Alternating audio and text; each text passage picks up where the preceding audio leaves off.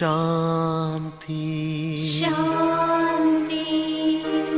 ओम शांति शांति। இருண்ட மனதில் ஒளியை ஏற்று இருளும் அகன்றே போகும்.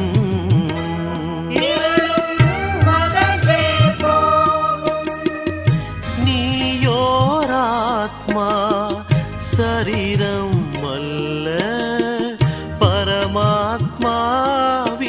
செல்வம். திவ்ய குணங்களை தாரணை செய்து யோகியாவாய் கண்ணே. ஓம் சாந்தி. 24/8/2024 காலை முரளி. பாப் தாதா மதுபன். இனிமையான குழந்தைகளே, தந்தை சங்கம யுகத்தில் உங்களுக்கு எந்த நினைவுகளை கொடுத்துள்ளாரோ அதை சிந்தனை செய்யுங்கள். அப்பொழுது சதா மலர்ந்த முகத்தோடு இருப்பீர்கள். கேள்வி: சதா லேசாக இருப்பதற்கான யுக்தி என்ன? எந்த சாதனத்தை தனதாக்கினீர்கள் என்றால் மகிழ்ச்சியாக இருப்பீர்கள்? பதில்: சதா லேசாக இருக்க வேண்டுமெனில் இந்த பிறவியில் என்னென்ன பாவம் செய்தீர்களோ அவை அனைத்தையும் அழியாத மருத்துவர் முன் வைத்து விடுங்கள். மற்றபடி பல பிறவிகளின் பாவம் எதெல்லாம் தலையின் மீது உள்ளதோ அதற்காக நினைவு யாத்திரையில் இருங்கள். நினைவு மூலமாகவே பாவம் நீங்கும். பிறகு மகிழ்ச்சி ஏற்படும். தந்தையின் நினைவினால்தான் ஆத்மா சத்தோ பிரதானமாக ஆகும்.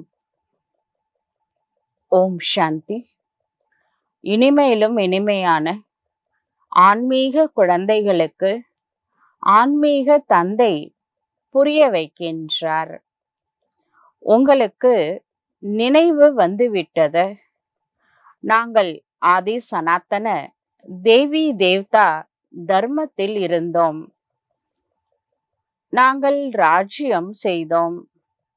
நாமே உலகிற்கு எஜமானராக இருந்தோம் என்று அந்த நேரத்தில் வேறு எந்த தர்மமும் இல்லை. நாம தான் ஆதி சனாத்தன தேவி தேவதா தர்மத்தை சார்ந்தவர்களா இருந்தோம். நம்மளுடைய ராஜ்யம் நடந்தது. இந்த விஷயம் நமக்கு ஞாபகம் வந்துள்ளது. அப்ப வேற ராஜ்யமும் இல்லை, வேற தர்மமும் இல்லை. நாமே சத்தியுகத்திலிருந்து பிறவிகள் எடுத்து 84 பிறவி சக்கரத்தை முழுமையாக முடித்துள்ளோம். முழு மரத்தின் நினைவு தற்பொழுது நமக்கு வந்துவிட்டது. நாம் தேவதைகளாக இருந்தோம். பிறகு ராவண ராஜ்யத்தில் வந்துவிட்டோம். தேவி தேவதா என சொல்வதற்கு தகுதி தற்பொழுது இல்லை. வென்று வேறு தர்மத்தினர் புரிந்துள்ளார்கள். வேறு யாருடைய தர்மமும் மாறவில்லை. எவ்வாறு கிறிஸ்துவ தர்மம், கிறிஸ்து ஆரம்பிச்சது கிறிஸ்துவ தர்மம் இன்னைக்கு வரைக்கும் இருக்கு. புத்தர் ஆரம்பிச்ச புத்த தர்மம் தொடர்ந்து வந்து கொண்டே இருக்கின்றன. புத்தர் இந்த நேரத்துல தர்மத்தை படைத்தார். அவர் எப்ப வந்தாரு, எப்படி ராஜ்யம் பண்ணாரு, அப்புறம் ராஜ்யத்தை விட்டுட்டு காட்டுக்கு போய் தவம் பண்ணாரு. போதி மரத்தடியில அவருக்கு ஞானம் கிடைச்சது. அதுக்கப்புறம் புத்தர் ஆனாரு. சித்தார்த்தன் புத்தர் ஆனாரு. புத்தர் ஆனதுக்கு அப்புறமா எவ்வளவு நல்ல விஷயங்கள்லாம் சொல்லி கொடுத்தாரு. எல்லா ஹிஸ்டரியும் எல்லா புத்த மதத்தை சார்ந்தவர்களுக்கும் தெரியும். அதே மாதிரி கிரைஸ்ட் எப்படி வந்தாரு, அவர் என்ன நடந்தது அவரோட வாழ்க்கையில, அவரோட டீச்சிங்ஸ் என்னெல்லாம் இருந்தது, எல்லா விஷயமும் கிறிஸ்துவ தர்மத்தை சார்ந்தவர்களுக்கு தெரியும். அவங்கவுங்க ரிலீஜியனை யார் ஸ்தாபனை செய்தாங்க, எப்பொழுது ஸ்தாபனை செய்யப்பட்டது, எப்படி ஸ்தாபனை செய்யப்பட்டது, இந்த சீக்ரெட்ஸ், அது சீக்ரெட்டே கிடையாது, எல்லாருக்குமே தெரியும். அவங்களுடைய மத நூல்களும் சொல்கின்றன. இந்த இந்து தர்மம் தான் யாரால எப்ப ஸ்தாபனை செய்யப்பட்டதுன்னு தெரியல. ஆனா சொல்றாங்க கல் தோன்றி மண் தோன்றா காலத்துல இருந்து இந்து தர்மம் இருந்தது அப்படின்னு. அப்ப இந்து தர்மத்தை ஸ்தாபனை செஞ்சவர் யாருன்னு கேட்டா யாருக்குமே தெரியல. இந்துக்களுக்கே தெரியல ஃபர்ஸ்ட். தனது தர்மத்தை பற்றி தெரியாத கேட்டா லட்சக்கணக்கான ஆண்டுகளுக்கு முன்னாடி அதான் கல் தோன்றி மண் தோன்றா காலத்துல இருந்து வருது இந்து தர்மம்னு பேசிக்கிறாங்க. ஆனா ஆனா பரம்பிதா சிவ பரமாத்மா மூலமாக சங்கம யுகத்துல ஆதி சனாத்தன தேவி தேவதா தர்மத்தை இப்ப ஸ்தாபனை செய்யறாரு. இந்த தர்மம் சத்தியுகம் திரேதாயுகத்துல இருக்கும். துவாபர யுகம் வரும் பொழுது நம்மளுடைய முழு தர்மத்தின் பெயரை சொல்ல முடியல. ஏன்னா தேவதைகளோட குணங்களை இழந்துட்டோம். தூய்மை இழந்ததுனால, தெய்வீக குணங்களை இழந்ததுனால நம்மள தேவதைன்னு சொல்ல முடியல. அப்ப பாதி பேரை கட் பண்ணிட்டோம், சனாதன தர்மம்னு சொன்னோம். அதுக்கப்புறம் கூட அதையும் மாத்தி ஹிந்து தர்மம்னு ஃபாரினர்ஸ் பேரை வச்சாங்க. பாரத நாட்டை இந்தியா ஆக்குனாங்க. இங்க இருக்கக்கூடிய மதத்தை ஹிந்து தர்மம்னு அவங்கதான் பேர் வச்சாங்க. சனாதன தர்மத்தை இந்து தர்மமா மாத்திட்டாங்க. ஆனா சனாதன தர்மம் கூட நம்மளுடைய ஒரிஜினல் தர்மம் கிடையாது. ஆதி சனாதன தேவி தேவதா தர்மம் சங்கம யுகத்தில் காட் சிவாவால ஸ்தாபனை செய்யப்பட்டது. இந்த ரகசியத்தை இப்பதான் நம்மளுக்கே தெரியுது. எல்லாரும் மறந்துட்டாங்க. மற்ற ரிலீஜியன்லாம் அவங்க ரிலீஜியன் பேரு தெரியும், யாரால எப்படி ஸ்தாபனை செய்யப்பட்டதுன்னு தெரியும். ஆனா இதுதான் பேரையே மாத்தின தர்மம் இந்து தர்மம் தான். முழு உலக சக்கரத்தின் ஞானம் குழந்தைகளாகிய உங்களிடம் இப்பொழுது இருக்கின்றது. இதைத்தான் ஞானம். ஞானத்தை மறந்த நிலையில எல்லாம் தெரியும், ஆனாலும் இறைவனோட அன்புல மூழ்கிய நிலை அது. ஆத்ம ஞானம் தெரியும், பரமாத்மா ஞானம் தெரியும், ஞானத்தைக்கு அப்பாற்பட்ட நிலை. அதுக்கு விக்யான் என்று பெயர். அவர்கள் விக்யான் பவன் அப்படின்னு பேரை வச்சிருக்காங்க டெல்லியில. ஆனால் தந்தை அதனுடைய அர்த்தத்தை புரிய வைக்கின்றார். ஞானம் மற்றும் யோகம் படைப்பவர் மற்றும் படைப்பின் முதல் இடைக்கடை ரகசியம் ஞானமாகும். இதனை இப்பொழுது புரிந்துள்ளீர்கள். இந்த ஞானத்தின் மூலமாகத்தான் கடவுளை புரிஞ்சிட்டோம். அதுக்கப்புறம் கடவுளோட அன்புல மூழ்கிய நிலை யோகா, ஞானத்தை கடந்த நிலை யோகா. அதுலதான் சக்தி கிடைக்கின்றது. இவ்வளவு விஷயம் நாம இவ்வளவு நாளா தெரியாம இருந்தோம். நாஸ்திகர்களாக இருந்தோம். நாஸ்திக் அப்படின்னா நான் பிளஸ் ஆஸ்தி, ஆஸ்திகள் இழந்து போயிருந்தோம். சத்தியுகத்துல இந்த ஞானம் இருக்க முடியாத. இப்பொழுது உங்களுக்கு காட் சிவாவே ஆசிரியராக இருந்து பாடம் கற்பித்து கொண்டு இருக்கின்றார். இந்த பாடத்தை படித்த பிறகு இப்ப மற்ற ரிலீஜியன்லாம் தர்மத்தை மட்டும்தான் தர்ம ஸ்தாபகர்கள் ஸ்தாபனை பண்ணாங்க. அப்ப ராஜ்யம் இல்லை. ராஜ்யம் பின்னால அந்த தர்மம் வளர்ச்சி அடைந்ததுக்கு அப்புறமா ராஜ்ய பாக்கியத்தை அடைஞ்சாங்க. எல்லா மதத்தை சார்ந்தவங்களும் ராஜ்யம் பண்ணியிருக்காங்க. ஆனா நம்ம சிவ தந்தை தர்மத்தையும் ஸ்தாபனை செய்யறாரு, கூடவே ராஜ்யத்தையும் ஸ்தாபனை செய்யறாரு. அதனால அவருக்கு தர்மராஜ்னு பேரு.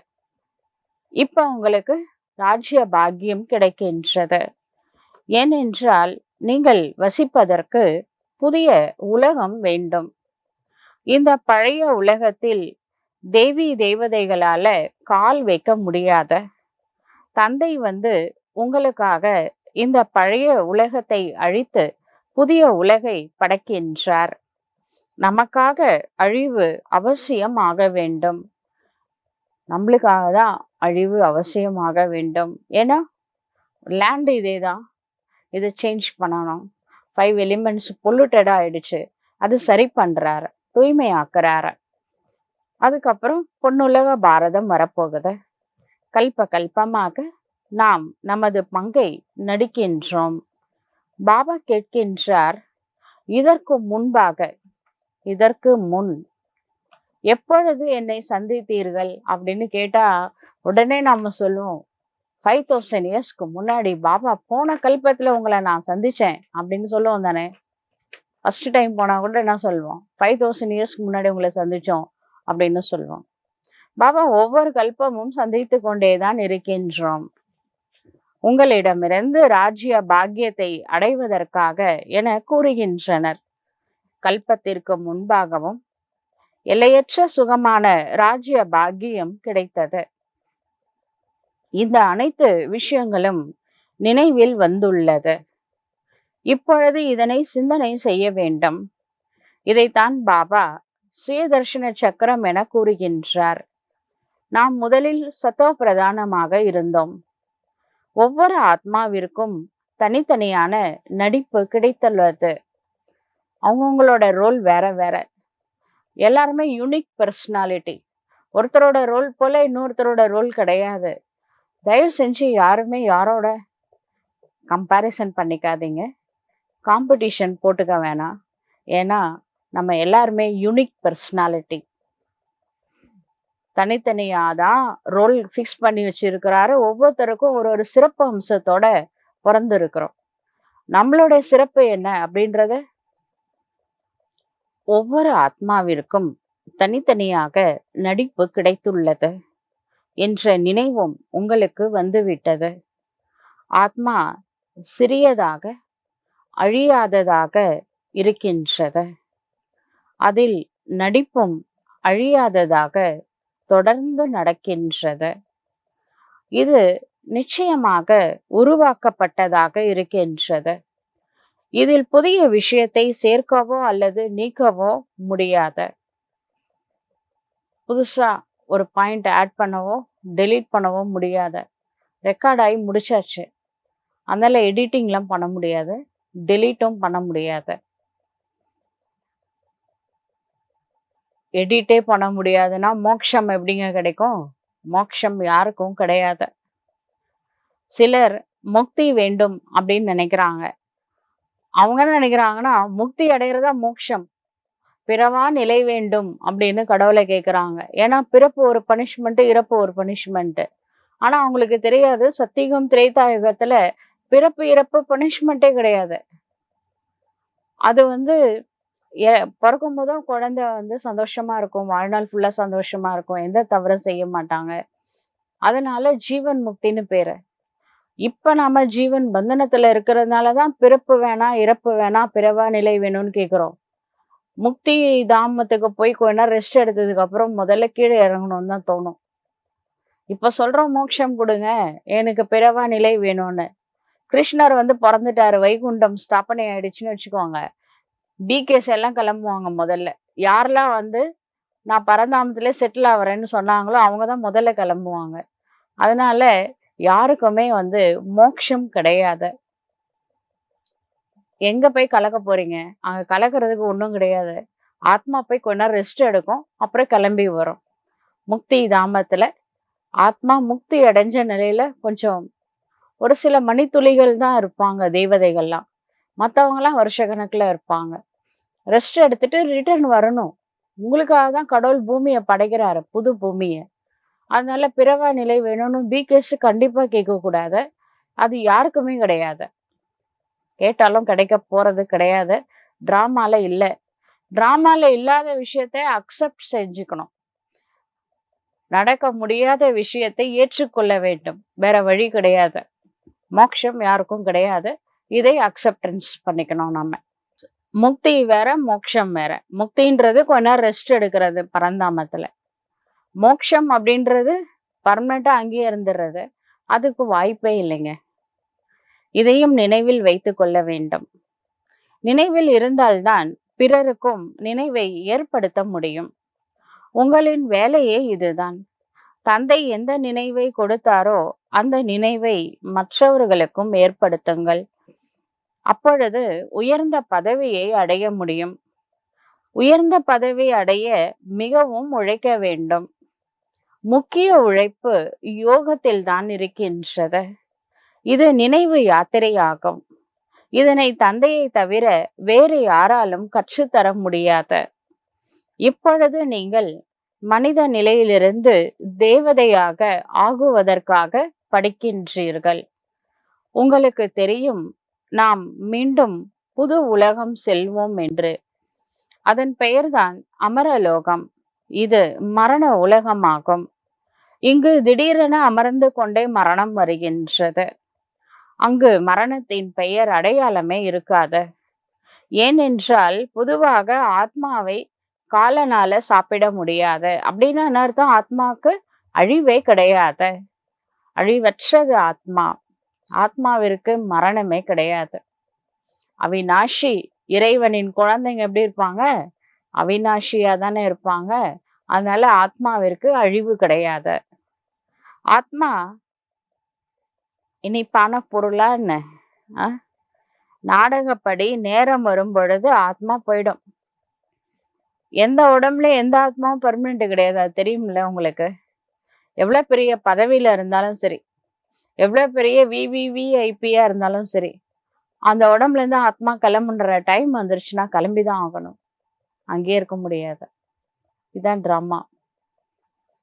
எந்த நேரம் யாருக்கு செல்லணும் அப்படின்னு டிராமால ஃபிக்ஸ் ஆயிருக்கோ அவங்க போயிடுவாங்க.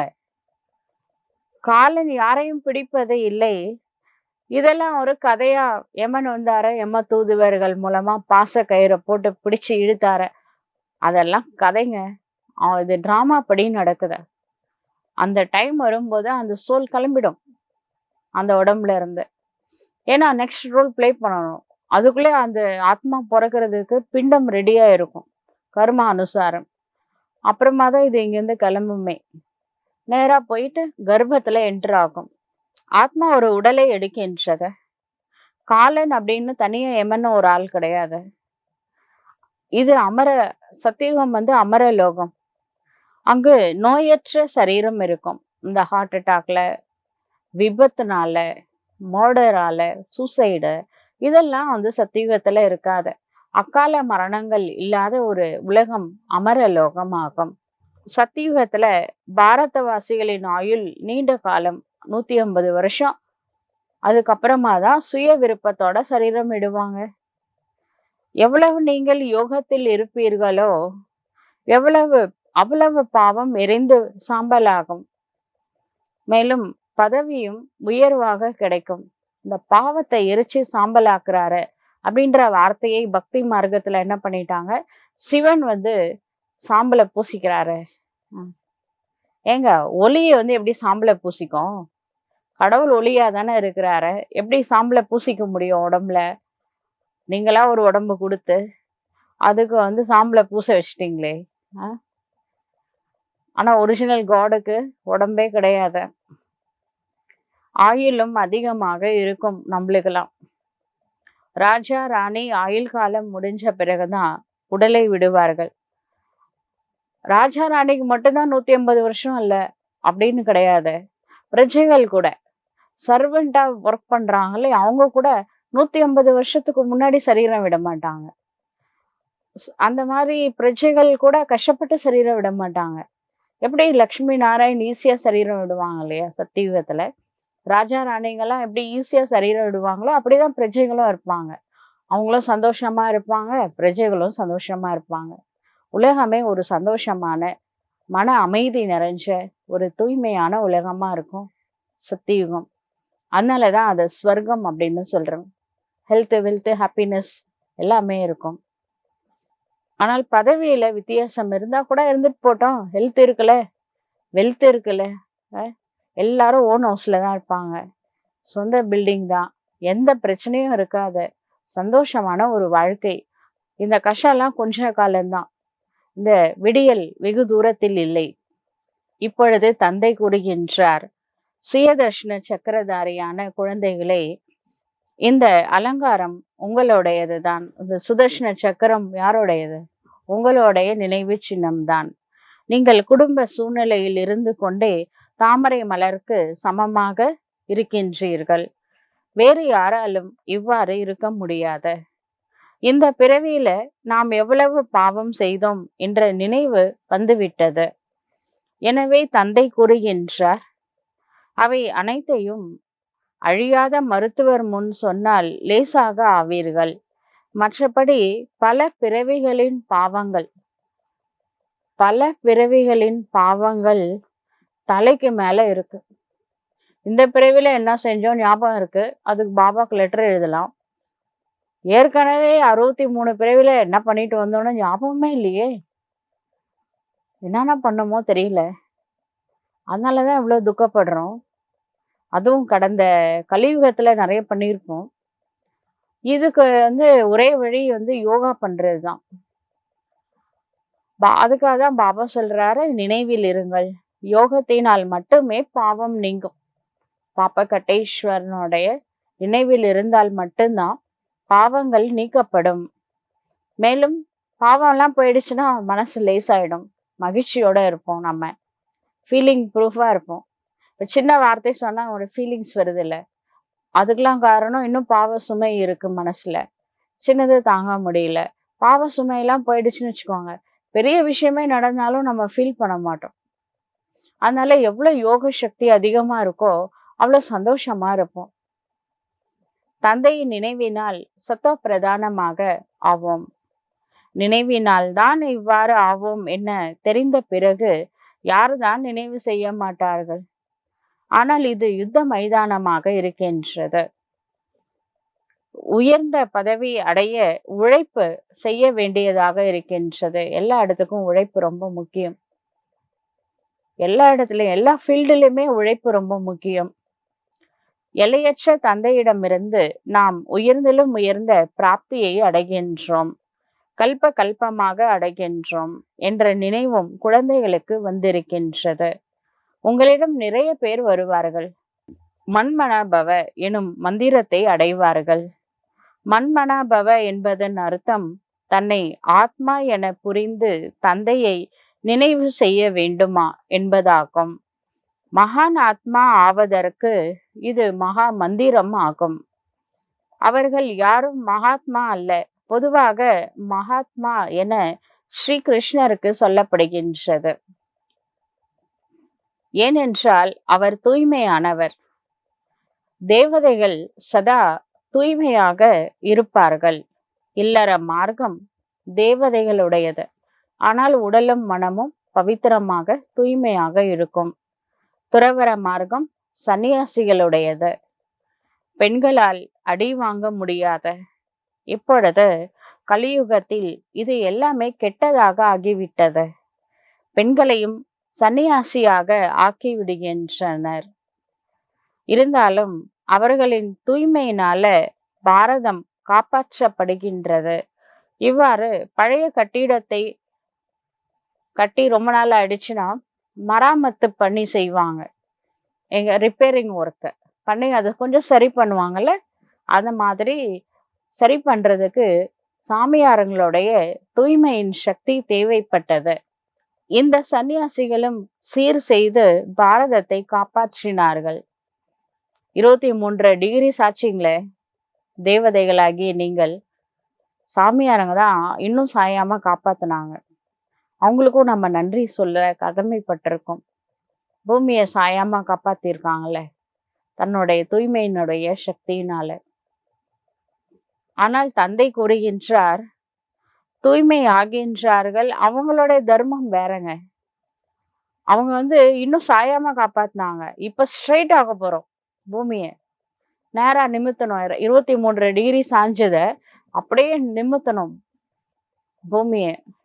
உங்களுடைய தூய்மையினுடைய சக்தி யாரு பூமியை சாச்சாங்களோ அவங்களுடைய தூய்மையின் சக்தியின் மூலமா ஸ்ட்ரைட் ஆக்க போறாரு. அவரு ஒரு சவால் மாதிரி கான்ட்ராக்ட் எடுத்துட்டு வந்திருக்கிறாரு. யாரு என்னென்ன வேலை பண்ணியிருக்காங்கன்னு அவருக்கு தெரியும், கணக்கு வச்சிருக்காரு. முள்ளால எடுக்கிறாரு. யார் பூமியை சாய்ச்சாங்களோ அந்த தேவதைகளுக்கு ஞானத்தை கொடுத்து யோகத்தை சொல்லி கொடுத்து அவங்கள பவித்திரமாக மாற்றி தூய்மை மற்றும் யோக பலத்தின் மூலமாக அதே ஆத்மாக்களை யூஸ் பண்ணி இன்ஸ்ட்ருமெண்டா கடவுள் தான் பூமியை ஸ்ட்ரெயிட்டா ஆக்க போறார். பாரத கண்டத்தில் மட்டுமே இவ்வளவு தேவி தேவதைகளுக்கான கோவில்கள் உள்ளன. பக்தி இருக்கின்றது. இதுவும் விளையாட்டாகும். இதன் தத்துவத்தை நீங்கள் சொல்வீர்கள். பக்தி மார்க்கத்திற்காக இவை அனைத்தும் தேவை அல்லவா? ஒரு சிவனுக்கே எவ்வளவு பெயர் வைத்துள்ளார்கள். பெயரின் ஆதாரத்தில் உருவாக்கியுள்ளனர். நிறைய கோவில்கள் உள்ளன. எவ்வளவு செலவாகின்றன. இருந்தாலும் கிடைப்பது அரை கல்ப சுகமாகும். அவ்வளவுதான். அதாவது கோவில்ல செலவு பண்ணதுனால கிடைக்கிறது அல்ப கால சுகம். அரை கல்ப சுகம் ஞானத்தினால கிடைக்கிறது. கோவில்ல பக்தியில கிடைச்சத ஒரு பர்த்ல சுகம் கிடைக்கும். அது அல்ப கால சுகமாகும். நிறைய செல்வத்தை பக்தியில ஈடுபடுத்துறாங்க. நிறைய சிலை சிற்பங்கள்லாம் இருக்குல்ல, அது முகலாயர்கள் ஆட்சியில அதெல்லாம் உடைச்சு தள்ளிட்டாங்க. அங்க கோவில்களுக்கு அவசியம் இல்லை. சத்தியுகத்துல கோவில் யாரும் கட்ட மாட்டாங்க, அவசியம் இல்லை. அரை கல்பமாக பக்தி நடக்கின்றது. துவாபர யுகம், கலியுகம். பிறகு அரை கல்பத்திற்கு பக்தியின் பெயரே இருக்காது. சத்தியுகம் திரேதா யுகத்துல கோவில் இருக்காது, சர்ச் இருக்காது, மசூதி இருக்காது. அங்க யாரும் சாஸ்திரங்கள் படிக்க மாட்டாங்க. வேதங்கள், பைபிள், குரான் எதுவுமே இருக்காது. பக்தியே இருக்காது. இந்த விதமான மரத்தை பற்றி தந்தை நினைவுபடுத்தி இருக்கின்றார். வேற ரிலிஜியன் கூட இருக்காது.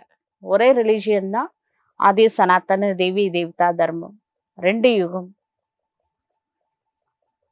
கலியுகத்திற்கு மட்டுமே 40,000 ஆண்டுகள் என்றால் கிறிஸ்துவ தர்மம் போன்றவற்றின் ஆயுளும் மிகவும் அதிகமாயிருக்கும்ல. தந்தை புரிய வைக்கின்றார். கிறிஸ்துவ தர்மத்தின் ஆயுள் இவ்வளவுதான்.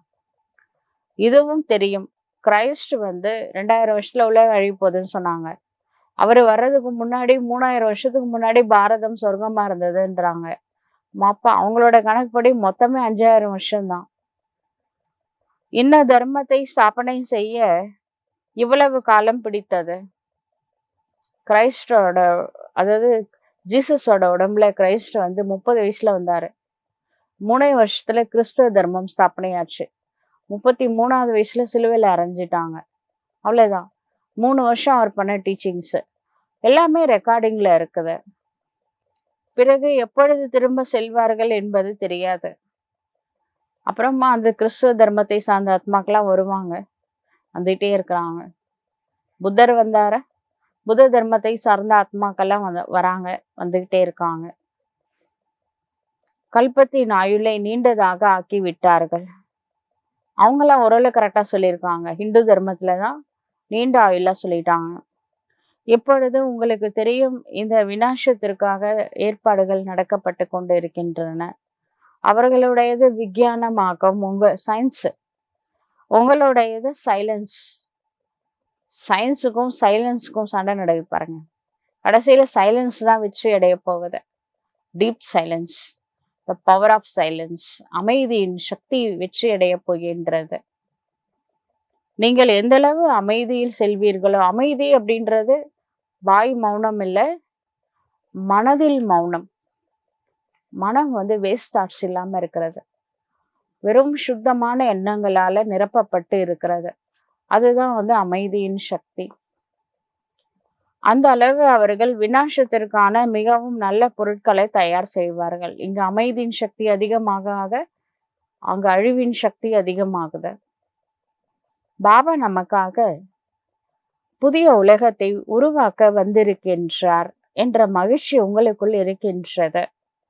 இப்பொழுது நாம் பழைய உலகத்தில் இருக்க வேண்டுமா என்ன? அதிசயம் பாபாவினுடையது ஆகும். பாபா, நீங்கள் சொர்க்கத்தை படைப்பதே அதிசயமாகும். உங்களுக்கு இப்பொழுது முழு நினைவும் வருகின்றது. அவர்கள் படைப்பவர் மற்றும் படைப்பின் ஆதி மத்திய அந்திம ரகசியத்தை தெரியாமல் உள்ளனர். உங்களுக்கு எல்லாமே தெரியும். நீங்கள் எவ்வளவு வெளிச்சத்தில் இருக்கின்றீர்கள். மனிதர்கள் ஆழ்ந்த இருளில் உள்ளனர். வித்தியாசம் இருக்கின்றது தானே. ஞானம் என்ற மையை சத்குரு கொடுத்தார். அக்ஞானம் என்ற இருள் அழிந்தது. பக்தர்களுக்கு ஞானம் தெரியாது.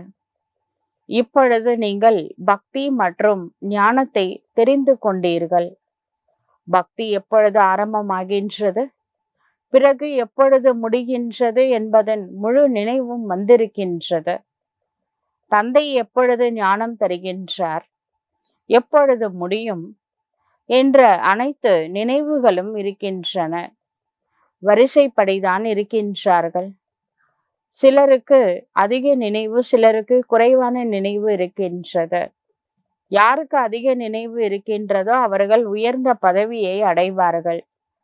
நினைவு இருந்தால்தான் மற்றவர்களுக்கும் புரிய வைக்கவும் முடியும். அதிசயமானது நினைவுதானே. இதற்கு முன் உங்களுடைய புத்தியில் என்ன இருந்தது? பக்தி பண்ணணும், ஜபம் செய்யணும், தவம் பண்ணணும், தீர்த்த யாத்திரை பண்ணணும், கோவில் கோவிலா சுத்தணும், கோவில சாஷ்டாங்க நமஸ்காரம் பண்ணணும். நீங்க சாஷ்டாங்க நமஸ்காரம் பண்ணி பண்ணி நெத்தியே தேஞ்சு போச்சுங்க. பக்தியினுடைய நினைவு மற்றும் ஞானத்திற்கு எவ்வளவு வித்தியாசம் இருக்கின்றது. நீங்கள் பக்தியை தெரிந்துள்ளீர்கள். ஏனென்றால் ஆரம்பத்திலிருந்து பக்தி செய்தீர்கள். துவாபர யுகத்திலிருந்து வந்த பக்த ஆத்மாக்கள் நீங்கள். நாம் முதலில் சிவ வழிபாடு தான் பண்ணோம். பிறகு தேவதைகளை வணங்கணும். பக்தியில எல்லாமே உங்களுக்கு தெரியும். உங்களுக்கு என்னதான் தெரியாது, எல்லாத்தையும் பாபா சொல்லி கொடுத்துட்டாரு. உங்களுக்கு படைப்பினுடைய ஆதி மத்திய அந்திம பக்தி மற்றிய எல்லா நினைவும் இருக்கின்றது. வேறு யாருக்கும் இந்த நினைவு இல்லை. அரை கல்பமாக பக்தி செய்து செய்து கீழே இறங்கி வந்தீர்கள். இப்பொழுது துக்கத்தின் மலை விழப்போகின்றது. விழுவதற்கு முன்பாக நாம் நினைவு யாத்திரையின் மூலமாக பாவத்தை அழிக்க வேண்டும். நீங்கள் குழந்தைகளாகிய நீங்கள் முயற்சி செய்ய வேண்டும். அனைவருக்கும் நீங்கள் இதையே புரிய வையுங்கள். உங்களிடம் ஆயிரக்கணக்கானோர் வருகின்றார்கள். சகோதர சகோதரிகளுக்கு வழி காட்டுவதற்கான உழைப்பு நீங்கள் செய்கின்றீர்கள். ஞானம் மற்றும் பக்தியின் நினைவு வந்திருக்கின்றது. அதாவது நீங்கள் முழு நாடகத்தினை வரிசைப்படி முயற்சியின் ஆதாரத்தில் புரிந்துள்ளீர்கள். யார் எவ்வளவு நன்றாக புரிந்துள்ளார்களோ அவர்களே நன்றாக புரிய வைப்பார்கள். புரிஞ்சாதானே புரிய வைக்க முடியும். குழந்தைகளுக்கு தான் புரிய வைப்பார்கள். குழந்தை தந்தையை வெளிப்படுத்துவார் என்ற மகிமை உள்ளது. தந்தை குழந்தைகளுக்கு புரிய வைப்பார். பிறகு குழந்தைகள் மற்ற சகோதரர்களுக்கு புரிய வைப்பார்கள். ஆத்மாக்களுக்கு புரிய வைக்கப்படுகின்றது அல்லவா? பக்தியிலிருந்து இந்த ஞானம் முற்றிலும் வேறுபட்டதாகும். ஒரு பகவான் அனைத்து பக்தர்களுக்கும் பலன் தருகின்றார் என மகிமை கூட இருக்கின்றது. அனைவரும் ஒரு தந்தையின் குழந்தைகள் ஆவார்கள். தந்தை கூறுகின்றார், நான் அனைத்து குழந்தைகளையும் சாந்தி தாமம் சுகதாமம் அழைத்து செல்கின்றேன். கல்ப கல்பத்திற்கான இந்த ஞானமும் உங்களுக்கு இப்பொழுது இருக்கின்றது, அங்கே இருக்காது. நீங்கள் பதித்தமானால் பாவனமாக்குவதற்காக தந்தை உங்களுக்கு எவ்வளவு உழைக்கின்றார். எனவே மகிமை பாடப்படுகின்றது. பலியாகி விடுவேன், அர்ப்பணம் ஆகி விடுவேன் என்று. யார் மீது? தந்தையிடம். பிறகு தந்தை உதாரணமா கூறுகின்றார், இவர் பிரம்மா எவ்வாறு அர்ப்பணமானார், எடுத்துக்காட்டாக அவரை பின்பற்றுங்கள். இவர்களை மீண்டும் லக்ஷ்மி நாராயணராக ஆகின்றனர். ஆக இவ்வளவு உயர்ந்த பதவியை அடைய அவ்வாறு அர்ப்பணம் ஆக வேண்டும். செல்வந்தர்கள் ஒழுப்பொழுதும் அர்ப்பணம் ஆக முடியாது. இங்கு ஸ்வாகா ஆக வேண்டும். எல்லாத்தையும் ஸ்வாகா பண்ணணும். செல்வந்தர்களுக்கு அவசியம் செல்வத்தினுடைய நினைவு வரும். கடைசி காலத்துல யாரு மனைவியை நினைவு செய்கின்றார்களோ அவங்களுக்கு மனைவியோட ஞாபகம் வரும். அப்போ அடுத்த பிறவி அந்த சம்பந்தப்பட்ட இடத்துல தான் பிறப்பாங்க. ஏனென்றால் எல்லாமே முடிந்துவிடும். இவ்வளவு பணத்தை என்ன செய்வது? யாருமே பெற்றுக்கொள்ள மாட்டார்கள். லாஸ்ட் மினிட்ல கொண்டு வந்து கொடுத்தா டூ லேட்னு சொல்லிடுவோம் நாமளே. நானும் கூட வாங்கி கொண்டு என்ன செய்யறது அப்படின்னு பாபா சொல்றாரு. சரீரம் உட்பட அனைத்துமே அழிந்துவிடும். நீங்கள் இறந்தால் உலகமும் முடிந்தது போல ஆகிவிடும். இந்த செல்வம் போன்றவை எதுவுமே இருக்காத. மற்றபடி கருட புராணத்துல ரொம்ப பயமுறுத்தி வச்சிருக்காங்க. அந்த மாதிரி கொடுமையான விஷயங்கள்லாம் எழுதியிருக்காங்கல்ல, அப்படிலாம் நடக்காது. அவ்வளோ கஷ்டம் இருக்காது. அவங்க அப்படி கொஞ்சம் பயமுறுத்தி வச்சா கர்மத் மேல அட்டென்ஷன் வைப்பாங்கன்றதுக்காக எழுதப்பட்டது கருட புராணம். ஆனா நம்ம ஆளுங்க அந்த புக்கே வாங்க மாட்டாங்களே. அது படிச்சாதானே படிச்சுட்டு பயப்படணும். அது தொடவே மாட்டாங்க. என்ன செய்யறது? அது உண்மையிலே சொல்ல போனா அதுல பயங்கரமா பயமுறுத்தி வச்சிருப்பாங்க. அப்படிலாம் தர்மராஜ்புரி இருக்காது. நம்ம தாங்குற அளவுக்கு தான் பனிஷ்மெண்ட் இருக்கும். அந்த ஒரு பனிஷ்மெண்ட்டே பயங்கரமா இருக்கும்னு பாபா சொல்றாரு. கருட புராணத்துல இருக்கிற மாதிரிலாம் நடக்காது. ஒரு செகண்ட்ல பனிஷ்மெண்ட். அந்த செகண்ட் அந்த ஆத்மா அப்படியே துடிச்சிடும். அதுதான். அதுக்கப்புறம் வீட்டுக்கு கூட்டிட்டு போயிடுவாரு. அதனால என்ன வேணா செய்யலாமா? கர்மத்துல அட்டென்ஷன் வைக்கணும். ஊரு உலகத்துல ஏமாத்தலாம். நம்ம கர்மா நம்ம கூட வரும். சரிங்களா? பாபா சொல்லியிருக்காரு, மனசுல புயலே வந்தாலும் பரவாயில்ல, உங்களோட கர்ம இந்திரியங்கள் மூலமா காட்டாதீங்க. வார்த்தைகளை விட்டுறாதீங்க. கொஞ்சம் கேர்ஃபுல்லா இருங்க அப்படின்னு பாபா சொல்றாரு. யாருக்கும் துக்கம் கொடுக்க கூடாது. இந்த சாஸ்திரம் போன்றவை பக்தி மார்க்கத்தினுடையது. அரைக்கல்பமாக பக்தி மார்க்கம் நடைபெறுகின்றது. அப்பொழுது ராவண ராஜ்யம் இருந்தது. ராவணனை எப்பொழுது முதல் இருக்கின்றீர்கள் அப்படின்னு கேட்டா, பரம்பரையா இருக்கிறோம்னு சொல்றாங்க. பரம்பரையாகவா ராவணன் இருந்தாரு? ராவணன் வந்ததே துவாபர யுகத்துல. பரம்பரை ஆரம்பிச்சது சத்தியுகத்துல. நம்ம விஷ்ணுவோட பரம்பரையை சார்ந்தவர்கள். அங்க இருந்தா எரிக்க ஆரம்பிச்சோம் ராவணனை? இல்ல. தெரியாமல் பரம்பரைன்னு சொல்றீங்க. குழந்தைகளாகிய உங்களுக்கு நினைவு வருகின்றது ராவண ராஜ்யம் எப்பொழுது முதல் ஆரம்பமானது என்று. படைப்பவர் மற்றும் படைப்பின் ரகசியத்தை கூட நீங்கள் அறிந்துள்ளீர்கள். இப்பொழுது தந்தை கூறுகின்றார், குழந்தைகளே, மனதினால் என் ஒருவரை மட்டுமே நினைவு செய்யுங்கள். பாவங்கள் நீங்கிவிடும். ஒருவருக்கொருவர் இதே எச்சரிக்கையை கொடுங்கள். நடந்தாலும் சுற்றினாலும் கூட தங்களுக்குள் இந்த விஷயங்களை பற்றி பேசுங்கள்.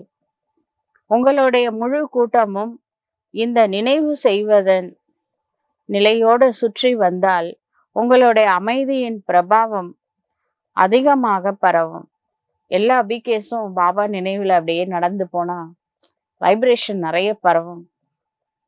பாதிரியார்கள் கிறிஸ்துவின் நினைவில் மிகவும் அமைதியாக நடந்து செல்வார்கள். வேறு எந்த பக்கமும் பார்ப்பது இல்லை. நீங்கள் இங்கு அதிகமாக நினைவில் இருக்க முடியும். மதுபனுக்கு போறோம்னா ரொம்ப நேரம் பாபாவை நினைக்கலாம். எந்த தொழிலின் பாதிப்புகளும் அங்க இருக்காத.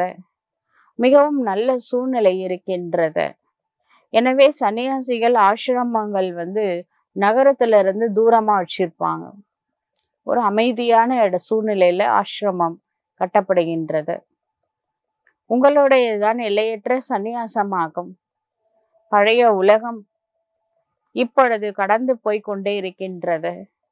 இந்த சுடுகாடு உலகமாகும். பிறகு தேவ உலகம் வரப்போகின்றது. அங்கே வைரம் வைடூரியங்கள் நிறைந்த மாளிகை. வைரங்கள் வைடூரியங்கள் இதெல்லாம் நிறைஞ்ச மாளிகை இருக்கும். எங்க? சத்தியுகத்துல. இந்த லக்ஷ்மி நாராயணர் தேவ லோகத்தின் எஜமானர்களாக இருந்தார்கள் அல்லவா? இப்பொழுது இல்லை. நான் கல்ப கல்பமாக கல்பத்தின் சங்கம யுகத்தில் வருகின்றேன் என தந்தை கூறுகின்றார். இந்த முழு சக்கரமும் திரும்ப சுழன்று கொண்டே இருக்கும். இந்த நேரம் உங்களுக்கு எல்லா நினைவுகளும் வந்திருக்கின்றது. அதாவது தந்தை நினைவுபடுத்தி இருக்கின்றார். இதற்கு முன் எதுவுமே புத்தியில இல்லை. இந்த நினைவின் போதையோடு இருந்தால் மற்றவர்களுக்கும் இதை மகிழ்ச்சியோட புரிய வைப்பீர்கள். நினைவில் இருந்து கொண்டே நீங்கள் குடும்ப சூழ்நிலையை கவனிக்க வேண்டும். ஃபேமிலி பார்த்துக்கோங்க, கூட பாபாவை நினைச்சுக்கோங்க. கர்ம யோகியா இருங்க. கர்ம யோகியா இருக்கும் பொழுது சாதம் பிரசாதமா மாறும், தண்ணீர் தீர்த்தமா மாறும். நம்மளோட எண்ணங்கள் வைப்ரேஷனை கிரியேட் பண்ணும். அதனால ஃபேமிலியை பரிசுத்தமான ஃபேமிலியா ஆக்க முடியும், ஒரு கோவிலா ஆக்க முடியும். நல்லது. சதா நினைவின் நஷால குஷியில இருக்கக்கூடிய இனிமையிலும் இனிமையான தேடி கண்டுபிடிக்கப்பட்ட செல்ல குழந்தைகளுக்கு தாயும் தந்தையுமான பாப் தாதாவின் அன்பு நினைவுகளும் காலை வணக்கமும். ஆன்மீக குழந்தைகளுக்கு ஆன்மீக தந்தையின் நமஸ்காரம். ஆன்மீக தந்தைக்கு ஆன்மீக குழந்தைகளின் நமஸ்காரம்.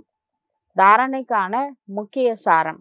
முதல் பாயிண்ட், நாடகத்தின் ஆதி மத்திய அந்திமத்தை புரிந்து கொண்டு நினைவில் வைத்து கொண்டு பிறருக்கும் நினைவை ஏற்படுத்த வேண்டும். ஞானம் என்ற மை கொடுத்து அறியாமை என்ற இருளை போக்க வேண்டும். பிரம்மா பாபாவிற்கு சமமாக பலியாவதில் முழுமையாக பின்பற்ற வேண்டும். சரீரம் உட்பட அனைத்தும் அழியப் போகின்றது. எனவே அதற்கு முன்பாக உயிரோடு இருந்து கொண்டே இறந்தவராக ஆக வேண்டும். அதாவது கடைசி காலத்துல வேற எந்த நினைவும் வரக்கூடாது, ஒரு பாபாவை தவிர. வரதானம். விசேஷ தன்மையின் சம்ஸ்காரங்களை இயற்கையான சுபாவமாக்கி சாதாரண தன்மையை முடிவடைய செய்யக்கூடிய மறுபிறவி எடுத்தவர் ஆகுக. எது சுபாவமாக உள்ளதோ அது தானாகவே தன்னுடைய வேலையை செய்கின்றது.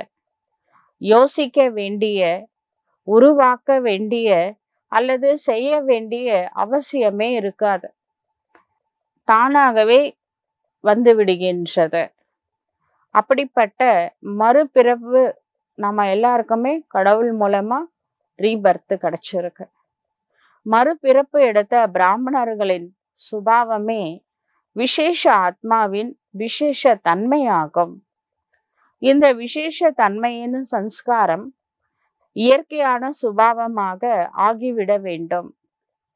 மேலும் ஒவ்வொருவருடைய உள்ளத்திலிருந்தும் இது என்னுடைய சுபாவம் என்பது வெளிப்பட வேண்டும். சாதாரண தன்மை கடந்த காலத்தின் சுபாவமாகும், தரு சமயத்திற்கானது அல்ல. ஏனென்றால் புதிய பிறவி தற்பொழுது எடுத்து விட்டீர்கள். புதிய பிறவியின் சுபாவம் விசேஷ தன்மையாகும், சாதாரண தன்மை அல்ல. ஸ்லோகன். யார் சதா கற்களுடன் அல்லாமல் ஞான ரத்தினங்களுடன் விளையாடுகின்றார்களோ அவர்களே ராயல் ஆனவர்கள். ராயல் ஃபேமிலி மெம்பர்ஸ் பார்க்கணுன்னா சத்தியுகத்துல பார்க்கலாம். அவங்க இப்ப இந்த பசங்கெல்லாம் கோலி குண்டுலாம் வச்சு விளையாடுவாங்கல்ல, கண்ணாடி கோலியில, அங்கெல்லாம் வைரத்துல விளையாடுவாங்க. பாபா சொல்றாரு ஆன்மீக ராயல்டி எப்படின்னா வைரத்தை விட காஸ்ட்லியானது ஞான ரத்தினங்கள். ஞான ரத்தினங்களோட விளையாடுறது தான் ராயல் ஃபேமிலியோட லட்சணம். இப்ப பாபா நம்ம ஈஸ்வரிய ஃபேமிலி சார்ந்தவங்க, ராயலான ஆத்மாக்கள். அதனால ஞான ரத்தினங்களோட நாம விளையாட வேண்டும். யார் சதா கற்களுடன் அல்லாமல் ஞான ரத்தினங்களுடன் விளையாடுகின்றார்களோ அவர்களே ராயலானவர்கள். நல்லது. ஓம் சாந்தி.